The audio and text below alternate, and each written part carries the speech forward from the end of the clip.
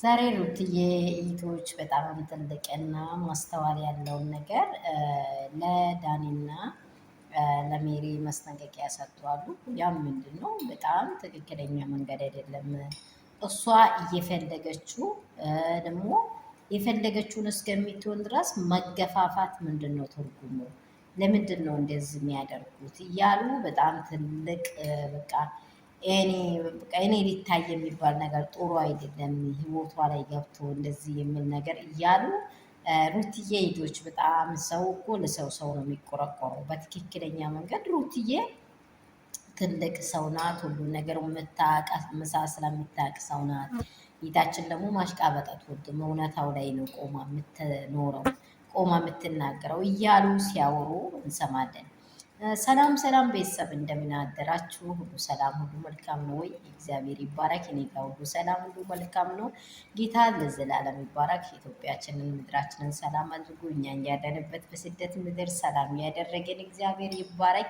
ባላችሁበት ሰላሙን እየተመኘውኝ ያው ሩትዬና ቤተሰቦቿ በጣም እህቶቿ በጣም ያወሩት ሀሳብ ላይ ምክንያቱም እኔም እንደዚህ ሀሳብን እደግፋለሁ። ዳኒና ሜሪ በእርግጠኝነት እውነት ትክክለኛ መንገድ እሷ ልጁ ራሱ ሻንጣውን ይዞ ሲመጣ ትክክለኛ መንገዱን እሷ መውደድ አለበት። እሷ መጀመሪያ ወንድና ሴት ልጅ እንዴት ክላስ ተሰጥቶ ያድራሉ? ይሄ በጣም ሼም ነው። እንዴት ክላስ እዚህ ተራ አንድ ላይ ያሉኑትን ፍቅራቸውን ገና ለገና እየጀማመረን እያለን እያለች ሩቲ ራሱ ታወራለች። ገብቷቸዋል።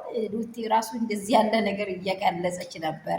ገና ለገና ነገራችንን ሁሉን ነገር ሳናመቻቸው መጀመሪያ እኮ መሮጥ አያስፈልግም።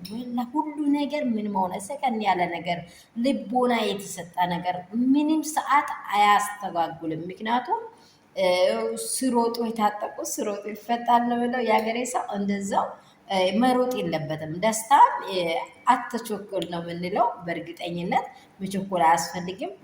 ደግሞ ዳኒና ሜሪ በጣም በቃ ካልሆነ እንዲህ ካልሆነ አንድ ሰው እኮ የራሱ ሂልና በደንብ ወስዶት አጣጥሞት ደግሞ የሚበጀውን ነገር እሱ አውቆ ካልሆነ እኔ ያኘኩት ይጣፍጣል ብል እኔ ካላኘው ካላቀውም ያ ነገሩ ምግቡ ጣዕሙ በሱ አፍኖ ውስጥ እንጂ ያለው በእኔ አፍ ውስጥ አይደለም። ያ ሰውየውን እኮ ማጣጣም እንዲኖረው ይሄ ደግሞ ይጣፍጣል አይጣፍጥም ለማለት እኔ ማኘክ አለብኝ አይደለ? እንደ ወንዱ እህቶቼ አንድ ውሃ ወይንም የሆነ የምትበሉትን ነገር ሰው ጣዕሙ ዋው በጣም ያምራል ካለ አንድ ለመብላት ያጓጋል። በእርግጠኝነት ቢያጓጋም ይሄን ነገር እኔ መብላት አለብኝ ካየው ነው ምስጢሩን በቃ እውነት ነው ብዬ ሊገልጽ የምችለው። ስለዚህ እናንተ በመጎትጎታችሁ ላይ ሜሪም ዳንም በዚህ መሀል ላይ በጣም በሰው ህይወት በጣም ከባድ ነው።